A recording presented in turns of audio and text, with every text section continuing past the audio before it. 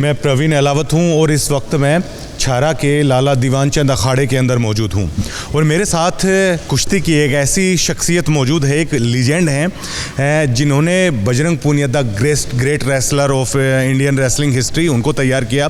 दीपक पूनिया जिन्होंने बिल्कुल पूरे देश को प्राउड फील कराया था जब उन्होंने इमाम भट्ट को कॉमनवेल्थ में हराया था। एक ऐसे लीजेंड हमारे साथ मौजूद हैं और देखिए आज इस ऐतिहासिक अखाड़े में हम मौजूद हैं और आप सभी जानते हैं कि जंतर मंतर पर लगातार धरना वो जारी है ब्रजभूषण शरण को लेकर और वीरेंद्र आर्य हैं वो भी लगातार बजरंग पूनिया के साथ हैं, वो लगातार इस लड़ाई को लड़ रहे हैं।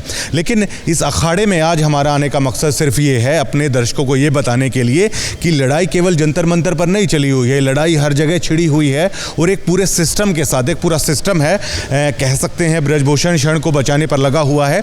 क्योंकि आज एक ऐसे लेजेंड गुरु हैं बजरंग पूनिया के, दीपक पूनिया के और अनगिनत अंतर्राष्ट्रीय और राष्ट्रीय खिलाड़ी हैं वो देश को दे चुके हैं वीरेंद्र आर्य।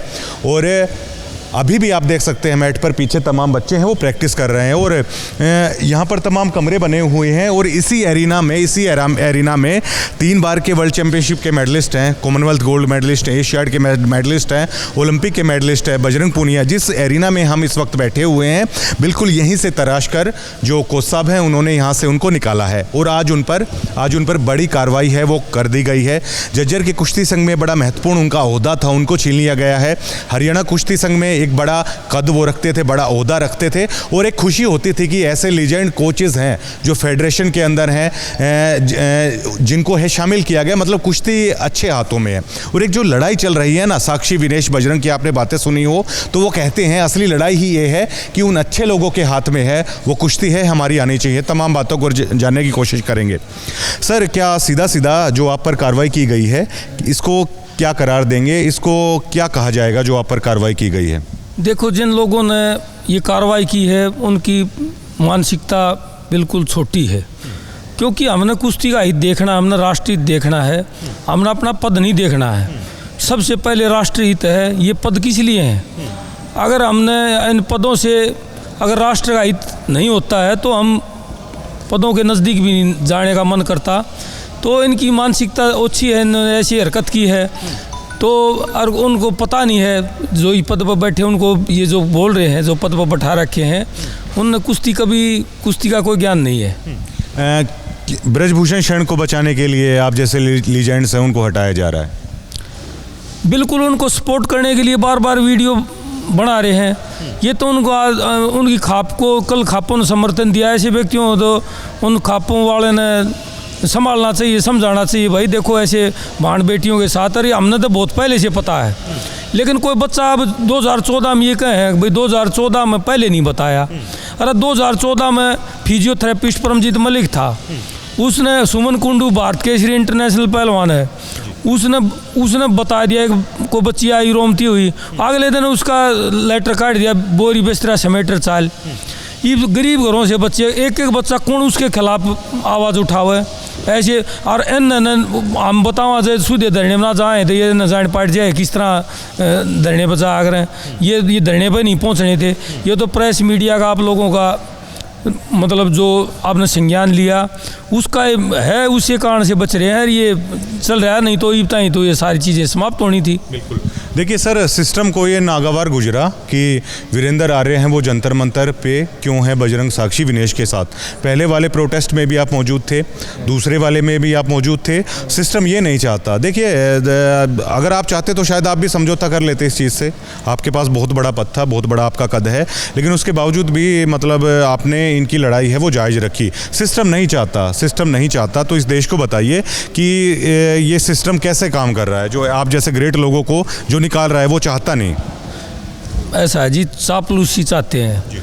जो मेहनत करने वाला व्यक्ति है वो अपना स्वाभिमान होता है, वो अपनी मेहनत पर विश्वास करता है, उसको काम ही चापलूसी वाले को चापलूसी करने का काम है। मेहनत करने वाला मेहनत पर विश्वास करता है। तो ऐसे व्यक्तियों को, वे चापलूस व्यक्तियों को, ऐसे व्यक्तियों को इन्होंने अपना कब्जा कर रखा है फेडरेशन के ऊपर। जैसे इसका दामाद है वो एक बिहार का कुश्ती संघ का है, कोई गोवा का बना रखा है। इन अपनी फैमिली सारी एडजस्ट कर ली। अब ये देखो कि इन्होंने ये भी सही मायने में तो मैं आपको बताना चाहता हूँ, देखो मंत्र आत्मा से बताऊँ बात। भाई हमारा जिस तरह मेरे को बनाया झज्जर जिले कुश्ती संघ का राकेश कोच है, भाई उसने देख के सही निर्णय लेकर भाई कौन कुश्ती से जुड़े हुए हैं उन्होंने मेरे को जोड़ा, भाई उसका धन्यवाद। जिन व्यक्तियों ने भाई अच्छे व्यक्तियों को जोड़ा है उनका भी धन्यवाद। भाई उन्होंने कोई मतलब उस बात में मतभेद नहीं किया, लेकिन कहीं ऐसे भी व्यक्ति डम्मी भी बैठा दिए, भाई वो तो स्वागत अच्छे व्यक्तियों हैं, लेकिन सभी अच्छे ही होने चाहिए। जो कुश्ती से जुड़े हुए, जो कुश्ती का फेवर करने वाले ऐसे व्यक्ति होने चाहिए।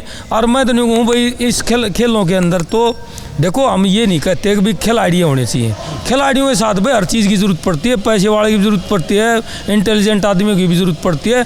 हम तो ये कहते हैं भाई एसोसिएशनों में भी खिलाड़ी तो लेने ही लेने चाहिए, लेकिन उसके साथ भाई जैसे कंपनियां जो अच्छी सपोर्ट करती हैं उनको भी लेना चाहिए साथ में।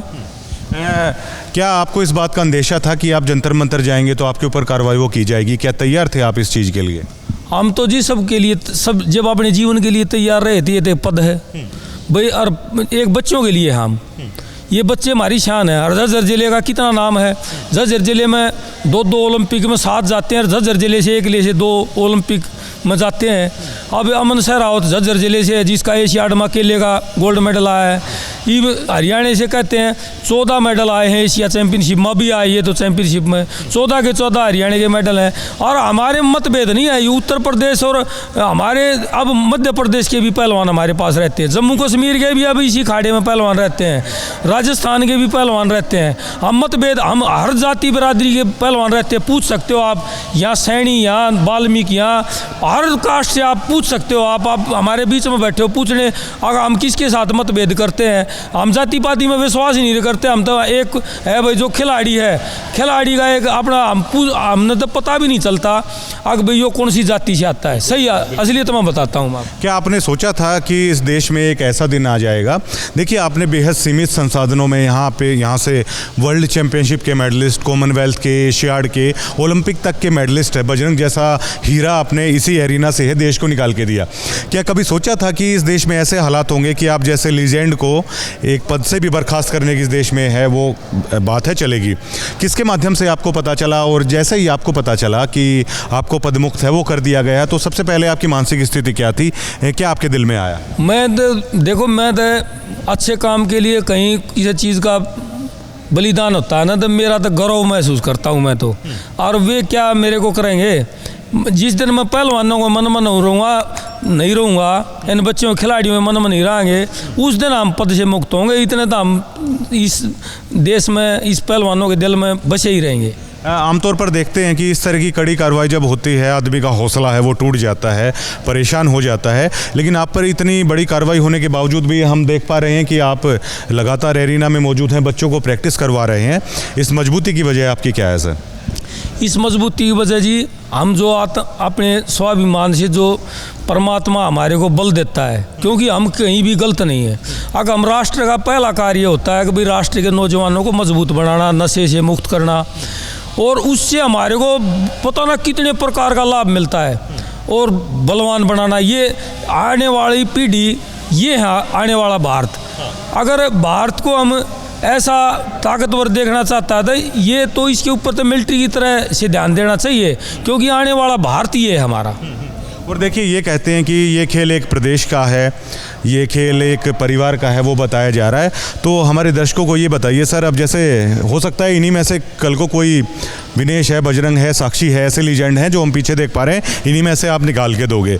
तो इस देश को बताइए कितनी मशक्क़त के बाद तैयार होता है। और लोग कह रहे हैं हरियाणा से तैयार होता है, हरियाणा से ही क्यों तैयार होता है, क्या खासियत है वो बताइए।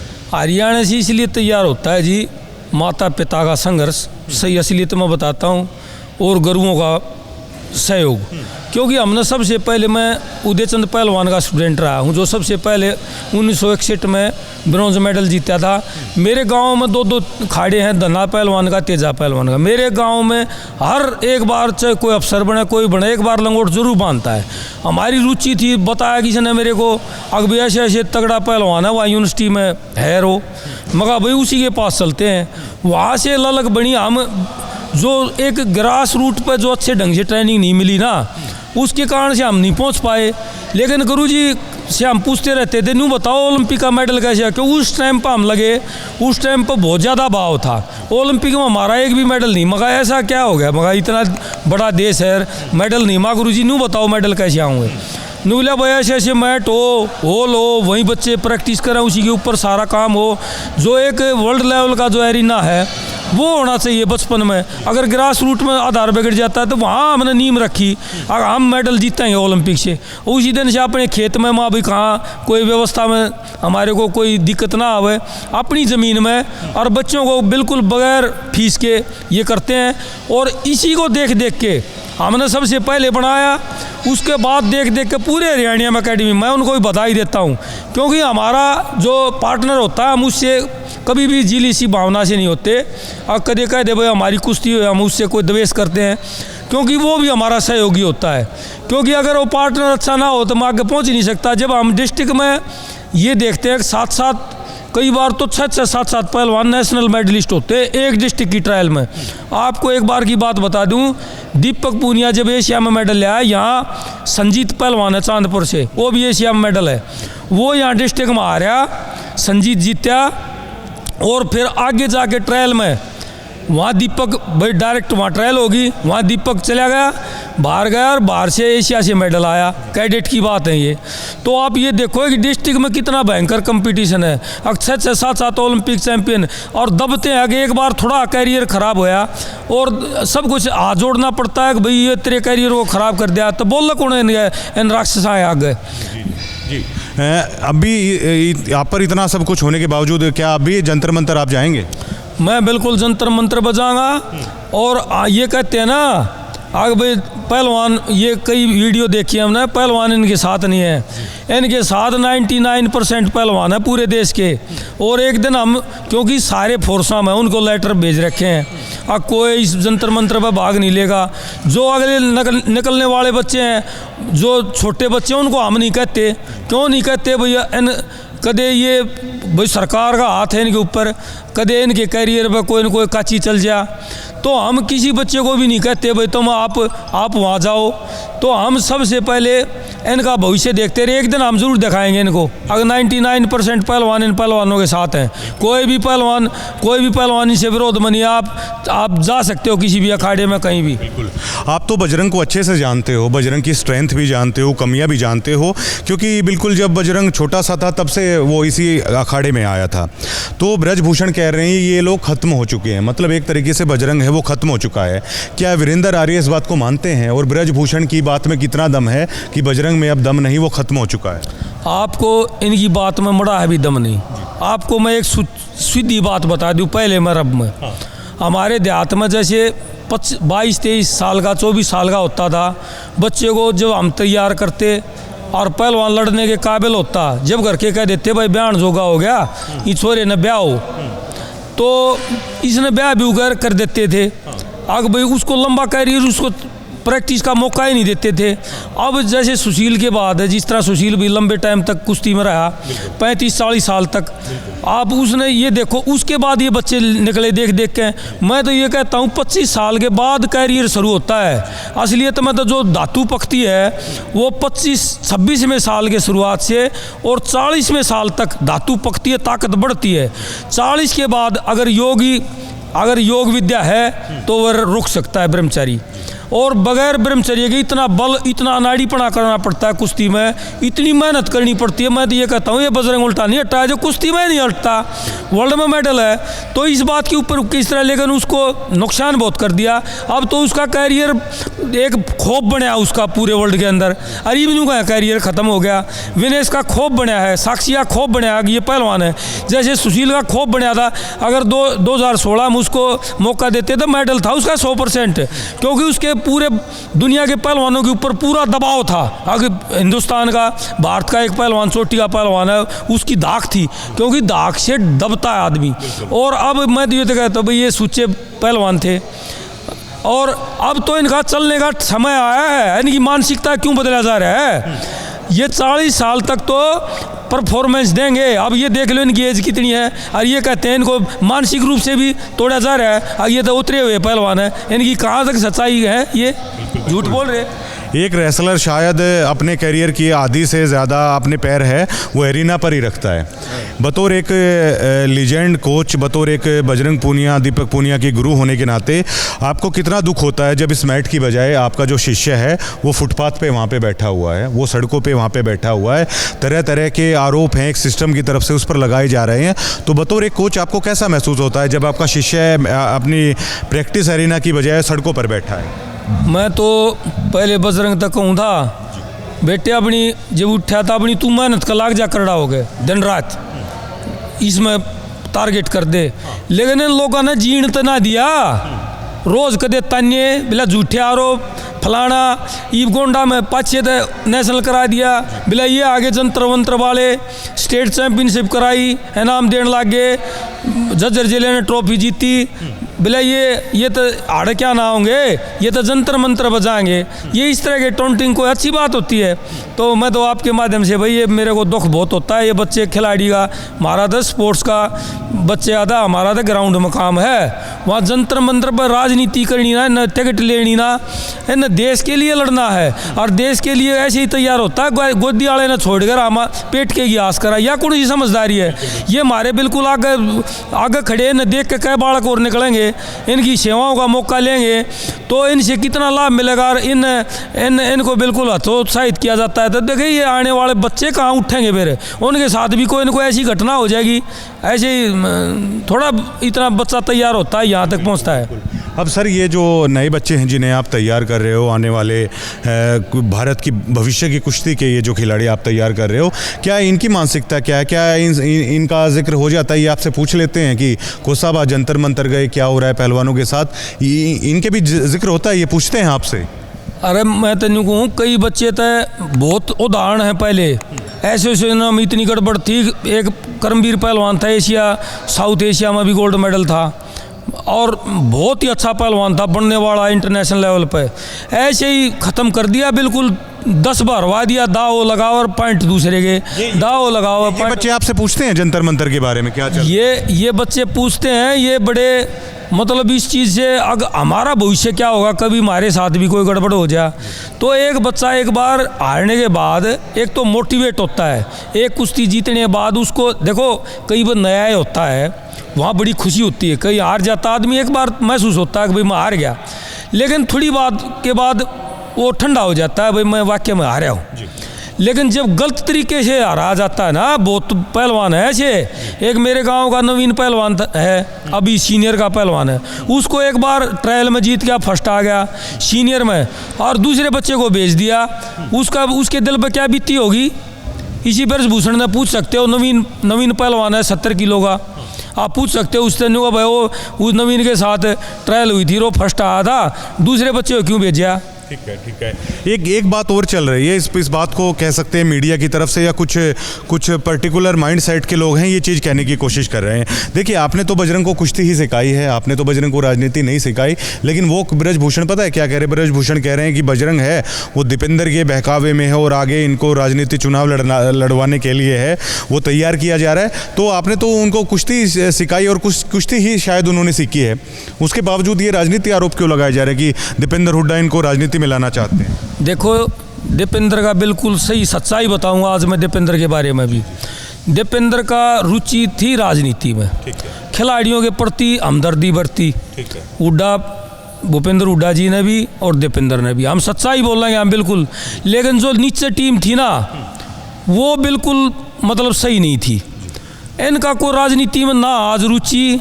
अगर ये रुचि लेते तो यो हारा कहाँ से जाता? इसको 2014 में अगर ये कुश्ती में रुचि लेते, इनकी थी राजनीति में रुचि, इनने भाई खिलाड़ियों का सहयोग कर दिया, वो दे दिया। लेकिन इनकी फेडरेशन में ना आज रुचि ना पहले रुचि थी, ये गलत कहे हैं। मैं बिल्कुल ना कांग्रेस पार्टी का, ना भूपेंद्र हुड्डा का, ना दीपेंद्र हुड्डा का, लेकिन मैं सच्चाई कहूँ ये बात। अगर भाई दीपेंद्र की कुश्ती में रुचि नहीं थी, उसकी अपनी राजनीति में रुचि थी, उसने कुश्ती में पहलवानों के लिए उसने हेल्प की, ये मैं मानता हूँ। उन भूपेंद्र जिया ने भी बहुत बढ़िया हेल्प की, तो हम उसका तो स्वागत करते हैं। जो आज भी जो भाई जैसे ओम प्रकाश प्रकाश धनखड़ जी ना हमारे, देखो उनकी भी हम जो बढ़ाई कराएंगे। अगर भाई उन हमारे खाड़े हमें मैट दिए तो उसकी बढ़ाई कराएंगे। हम तो नहीं कहते भाई मार दो सारी पार्टी हम सब का जो हमारा मदद करेगा खिलाड़ियों, हम उसका धन्यवाद कराएंगे। हम ओम प्रकाश धनखड़ का भी धन्यवाद करा जो खाड़िया तई मैट देवाए, जिम देवाए, हम उनका भी धन्यवाद करा। और सारी पार्टियां नोता दिया भाई इंसाफ की लड़ाई में भाई हम पार्टियां के विरोध में नहीं, हाँ बिल्कुल भी ना, हम जाति पाति के विरोध में, हम सीधा चाहो हाँ भाई खिलाड़ियां न्याय मिलना चाहिए। सारी पार्टी हमने कोई मतभेद नहीं है, सारे आने के हमारी मदद करो। ठीक है, क्या संघ खिलाफ है इनके जो ये रेसलर्स बैठे हुए हैं? हमने नहीं पता जी संघ खिलाफ है कि नहीं खिलाफ है। देखो हम तो अपने जो हमारे सामने आओगी ना बात, हम इतने राजनीति में ना हमने ना कि जान कौन कित के कर रहा है के ना कर रहा है। हम तो जी सीधी बात है, हम सबसे हाथ जोड़ के निवेदन करा भाई एक गांव में भाई एक जागरूकता नहीं, तो आगे कौन बाप अपनी बेटी ने भेजा खाड़े में, आग भाई एक ला भी जाना पड़ा है, 2 गला भी जाना पड़ा है, छोटे बच्चे क्या सोचेंगे, कौन भेजेगा हमारे दौरा बालका ने इनका भविष्य बिगड़ना है। ये धीरे धीरे माहौल बनया था। आगे भाई बच्चे जिस तरह भाई पहले हम कहा करते वो बदमाशी में जा है, अरे रोजगार दे दो, कौन बदमाशी में जा है। एक देश को नौजवानों को रोजगार नहीं दे सकते, वह सरकार किस काम की है। बिल्कुल बिल्कुल। अच्छा 2024 में ही सर पेरिस ओलंपिक है जिसमें बजरंग पूनिया जो आपके शिष्य हैं वो मेडल के प्रबल दावेदार हैं, वो वहाँ पे है। अब किसान आंदोलन इस सरकार ने 13 महीने के बाद माना था। अब मान लीजिए ये जो रेसलरों का जो ये धरना है, किसान संगठन भी अब वहाँ पे आ चुके हैं। अगर ये धरना भी किसान आंदोलन की तरह बेहद लंबा चल जाएगा तो क्या आपको नहीं लगता कि बजरंग का कुश्ती का कैरियर तो बिल्कुल ख़त्म है, वो हो जाएगा? इसका नतीजा निकलना चाहिए, जल्दी निकलना चाहिए, क्योंकि आप जानते हैं अगर 6 महीने अगर रेसलर सड़कों पे बैठ जाते हैं तो आप कैसे ये कह पाओगे कि रूस के रेसलर्स को बजरंग हरा देगा, ईरान के रेसलर्स को हरा देगा, जापानीज़ रेसलर को हरा देगा, तुर्की के पहलवानों को हरा देगा, तो फिर तो करियर ख़त्म हो जाएगा ना अगर 6 महीने भी बैठ गया तो सड़कों पर। और सरकार इस बात को जानती है, वो जानती है कि अगर लंबा खींच दिया जाए तो ये खुद ब खुद है यहाँ से चले जाएंगे। देखो जी आपके माध्यम से मैं तो ये कहना चाहता हूँ, कोई राजनीतिक अपना बनाना चाहता है, भविष्य किस ढंग से करना चाहते हैं बच्चे राजनीति, मैं तो आपके माध्यम से कहना हाथ जोड़ के अगर इन बच्चों को जल्दी से जल्दी भाई हमारी आपके माध्यम से भाई हमारे हरियाणा सरकार भी, मनोहर लाल जी भी, भाई ओम प्रकाश धनखड़ जी भी, उनसे हाथ जोड़ के निवेदन है कि प्रधानमंत्री से जल्दी इस काम को हाथ जोड़ के विनती है, अगर जल्दी से जल्दी इस काम ने सलझवाओ और भाई इसने भीतर करवा के और इन बड़का ने साइड दी जूस पे आकर ठाक लियाओ और न साइड दी, आपके माध्यम से मेरी विनती है। बिल्कुल। अच्छा सर, ये तो हो गया तो आप पर कार्रवाई का जो जंतर मंतर का उसका, अभी फ़िलहाल कितने बच्चे आपके यहाँ प्रैक्टिस करते हैं और कितने बच्चों से आपको अभी फ़िलहाल उम्मीद है जो बेस्ट हैं, जो आगे जाके ओलंपिक, एशियाड या कॉमनवेल्थ के लिए है, आपको लगता है कि हाँ इतने बच्चे हैं मैं निकालूंगा यहाँ से? देखो जी यहाँ लगभग 100 के करीब बच्चे प्रैक्टिस करते हैं, जिसमें छोटे भी हैं बड़े भी हैं, पनीरी है। उनको हम बिल्कुल एक इंटरनेशनल लेवल पर, ओलंपिक लेवल पर पहुंचाने के लिए वो ट्रेनिंग देते हैं। हम ये नहीं सोचते अगर बच्चा 1 साल में नेशनल चैंपियन बन जाए, हम उसकी मानसिकता बनाते हैं। अगर भाई आपने टारगेट लंबा लेकर चलना है, आप अपनी पढ़ाई भी करो, क्योंकि पढ़ोगे तो साथ के साथ एक अच्छे कोच भी बन सकते हो। अगर नहीं पढ़ोगे तो अच्छे कोच नहीं बन सकते। पढ़ाई भी और कुश्ती भी साथ साथ करो। और जुनून, जब तक एक 24 घंटे जुनून रहता है ना खिलाड़ी के जीवन में, और वो बचपन में ही घुसता है। हम भी छोटे छोटे थे, मेरे गुरुजी थे भाई, जिस तरह हम बचपन में लगे तो धन्ना पहलवान थे और सरदारे पहलवान थे, 12 बार के चैंपियन थे। उन आज भी हमारा याद है भीतर कूट के भाई कुश्ती के प्रति कैसे जुनून भरा था। फिर उदयचंद जी के पास गए हम 10वीं बाद, तो हमारे भीतर कितना कूट के जुनून भरा था। तो ये जुनून भरते हैं हमने न्यूज़ आए है, एक जुनून से बनता है खिलाड़ी। जो इतने ऊपर जाता है ना, ये नॉर्मल प्रैक्टिस से नहीं जाता। वो तो एक जैसे एक मोसाद होता है ना, ये विस्फोट करते उड़ान, इतनी भावना बना के ये तैयार होता है। जब इतना जुनून बन जाता है, अगर मरने तभी नहीं डरता, क्या नहीं डरता, जब जाके एक ओलंपिक लेवल। कितने दिनों में अगला ओलंपिक मेडलिस्ट है वीरेंद्र आर्य है, वो निकाल देंगे देश के लिए? देखो जी मेरी तो संभावना ये है, क्योंकि हरियाणा बहुत गति से चल पड़ा है, पूरा हरियाणा है, यहाँ बहुत कंपटीशन है। और अगर सरकार और भी सहयोग देगी तो ये तीसरी संस्थाएं हैं। अब प्राइवेट आदमी सरकार करोड़ों रुपये दे के भी चला हो ना तो नहीं चल सकती। और इनको सहयोग करना है, सहयोग करती है मेडल आ जाएंगे, क्योंकि यहाँ एक ग्रास रूट है, यहाँ अपनी इच्छा से आते हैं बच्चे। इतनी दूर गांव से 2 किलोमीटर दूर हो, गांव है 2 किलोमीटर, अपनी इच्छा से आते हैं। और जो इच्छा से आता है उसमें जुनून बनता है। जुनून थोप्या इनके अपने माँ बाप के पास सोते हैं, इनको वे रात में संभालते हैं, अपने पास रखते हैं, उनको खुराक की पूर्ति करते हैं। एक बच्चा, एक मजदूर का बच्चा भी यहाँ मजदूरी दिहाड़ी करके, एक आपको मैं बता दूँ, एक माँ बाप थे, माँ बाप भी नहीं बचे, फिर वो दिहाड़ी करके आया करते थे। सोरखेड़ी का प्रदीप देसवाल नाम का लड़का 2012 में वर्ल्ड चैंपियनशिप में जूनियर में मेडल लाया था, उसका ब्रॉन्ज 1 लेगा वर्ल्ड में, वो मेरा स्टूडेंट रहा है। आज उसको टाइम पर सहायता नहीं मिली, आज वो बेचारा दर की ठोकरें घूम रहा है। अब एक 25-30 हज़ार की नौकरी के लिए कभी राजस्थान, कभी महाराष्ट्र जाता है, कभी कहीं जाता है, कभी कहीं जाता है। अगर उसको सहायता मिलती तो वो कहाँ पहुँचता। बजरंग पूनिया तो वहाँ बैठे हुए हैं, पहली बार दीपक पूनिया भी थे, अब की बार आप दोनों आपके ही शिष्य हैं, अब की बार दीपक पूनिया नहीं हैं। क्या वो साथ नहीं है या आपने बोल रखा है कि आप प्रैक्टिस पे ध्यान दीजिए? वे बिल्कुल साथ हैं। दीपक पूनिया मिलिट्री में है, उसके कुछ रूल कायदे हैं, क्योंकि वो देश का मिलिट्री का जवान है। वो मिलिट्री के मतलब हाथ बंधे हुए हैं, क्योंकि वो ऐसा नहीं कर सकता। लेकिन फेसबुक, इंस्टाग्राम पर वो अपनी प्रतिक्रिया दे है, अगर भाई पहलवानों के हक में दे है, और पहलवानों के साथ ही है उसका समर्थन। बात करने के लिए शुक्रिया। और मैं उससे मेरी बात भी हुई है दीपक से, बोले जी गुरुजी आप जब कहोगे, नहीं भाई अपना कैरियर, अपना प्रैक्टिस भी करनी है, जब कोई बात अपना आओ तो आपने बोलना है। बिल्कुल। और बात करने के लिए शुक्रिया सर। और हमें ये कहने में कोई गुरेज नहीं है कि आप भारतीय कुश्ती इतिहास के एक बेस्ट जो कोचेज़ हैं उनमें से हैं, आप लीजेंड हैं। और इसके बावजूद भी हमें बेहद दुख है कि आपने कुश्ती के इतने बड़े मतलब चैम्पियंस हैं, इसी अखाड़े से आपने निकाल के दिए, और आपकी सालों की मेहनत थी। लेकिन उसके बावजूद भी आप जैसे लोगों को फेडरेशन से है वो निकाल दिया जाता है।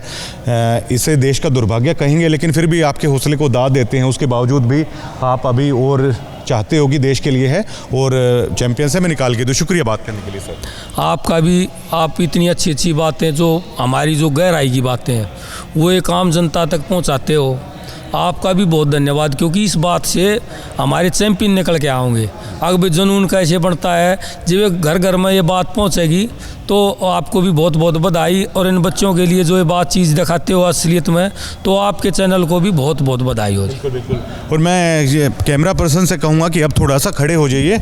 और देखिए, ये बेहद चिंता की बात है। ना केवल वहाँ पर केवल 3 व्यक्ति नहीं बैठे हुए हैं कि बजरंग हैं, साक्षी है, विनेश है, बल्कि एक पूरा सिस्टम है वो आपके पीछे है, वो लगा दिया गया है। क्योंकि इतने लेजेंड, जबकि पूरा देश ये कहता था ओलंपिक्स में मेडल कैसे आएंगे, बिल्कुल बचपन से है बजरंग को इन्होंने तराशा। बिल्कुल इतने छोटे से थे दीपक पूनिया और बजरंग, जब वहाँ से इन्होंने उनको तराशा। और ये देश आज क्या कर रहा है, ऐसी शख्सियत को सम्मान देने की बजाय उनको फेडरेशन से निकाला जा रहा है। मतलब एक सिस्टम ये क्या करने पर तुला हुआ है। ये लड़ाई केवल इतनी नहीं है कि वो 3 लोग बैठे हुए हैं, ये लड़ाई अब पूरे सिस्टम के साथ है। और ये लड़ाई वाकई में है वो आपकी कुश्ती को बचाने के लिए है। और आप देख पा रहे हैं कि ये वही एरिना है और ये वही चैंपियंस हैं जो अपने मतलब बजरंग को देखकर, दीपक पूनिया को देखकर उन जैसा बनने की कोशिश करते हैं। और देखिए, एक सवाल और उठ रहा है कि ये किसी पर्टिकुलर क्षेत्र से, किसी पर्टिकुलर कास्ट से आते हैं। लेकिन आप ये देखिएगा कि राम प्रसाद बिस्मिल का यहाँ पे है, शहीद भगत सिंह का है, रहबर आजम सर छोटू राम का है, आर्य समाज के जितने भी हमारे महान स्वामी श्रद्धानंद जी हैं उनका फ़ोटो यहाँ पे लगा हुआ है। सरदार पटेल का, लाला लाजपत राय हों, चाहे सरदार पटेल हों, बाल गंगाधर तिलक साहब हो, मतलब जितनी भी महान शख्सियत इस देश की हुई है ना,